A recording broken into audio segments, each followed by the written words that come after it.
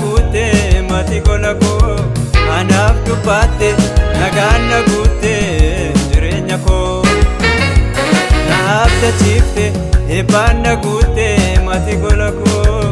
anaaf dubbatte nagaan na guutte jireenya koo jeelumaa naaf kennite afaan boolaa narraa cufte seera kee yaada si dhaggeeffadha yaa Waaqayyo koo ansi abdadha jeelumaa naaf kennite afaan boolaa narraa cufte seera kee yaada si dhaggeeffadha yaa Waaqayyo koo abdadha yaa Waaqayyo koo ansi abdadha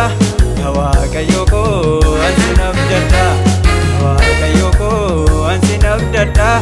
yaa Waaqayyo koo ansi abdadha ana reeffifame ulfina kee argee Yesuus guddummaa kee argee ija koo baname kakuu jaanan argee ana reeffifame ulfina kee argee Yesuus guddummaa kee argee ija koo baname kakuu jaanan argee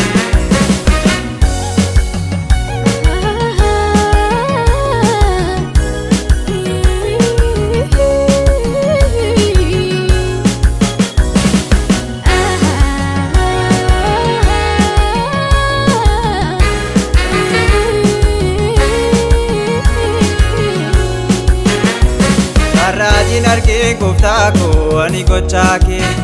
raajeffachiise gooftaa koo anaan hojiin kee shaadaayiidhaati Yesuus hundumaa caalta halleluuyaa halleluuyaa faarsa Yesuus abbaa kiyyaa raajin argee gooftaa koo ani gochaa kee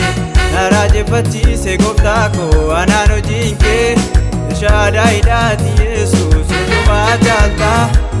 Hallelujah, hallelujah, faarsa Yesuus abbaa kiyyaa hallelujah, hallelujah, faarsa Yesuus abbaa kiyyaa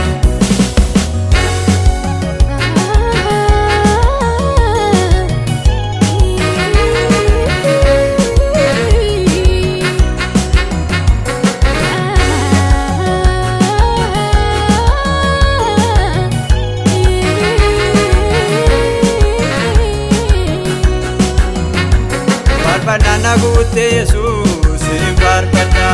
galataaf na dhaabde Yesuus sin galateeffadha moo'icha naaf laatte Yesuus sin waaqeffadha nagaa kunaa taate Yesuus gochaa kee dubbadha faarfannaan na guutte Yesuus sin faarfadha galataaf na dhaabde Yesuus sin galateeffadha moo'icha naaf laatte Yesuus sin waaqeffadha nagaa kunaa taate Yesuus gochaa kee dubbadha naaf dachiifte eebbaan na guutte mati gola koo anaaf dubbatte nagaan na guutte jireenya koo naaf dachiifte eebbaan na guutte mati gola koo anaaf dubbatte nagaan na guutte jireenya koo jeelumaa naaf kennite afaan boolaa narraa cufte seera kee yaada si dhaggeeffadha yaa Waaqayyo koo ansi abdadha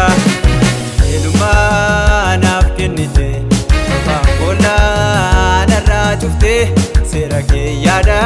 si dhaggeeffadha yaa Waaqayyo koo abdadha yaa Waaqayyo koo ansi abdadha yaa Waaqayyo koo ansi abdadha yaa Waaqayyo koo ansi abdadha yaa Waaqayyo koo ansi abdadha ana reeffifame ulfina kee argee Yesuus guddummaa kee argee ija koo baname kakuu jaanan argee ana reeffifame ulfina kee argee Yesuus guddummaa kee argee ija koo baname kakuu jaanan argee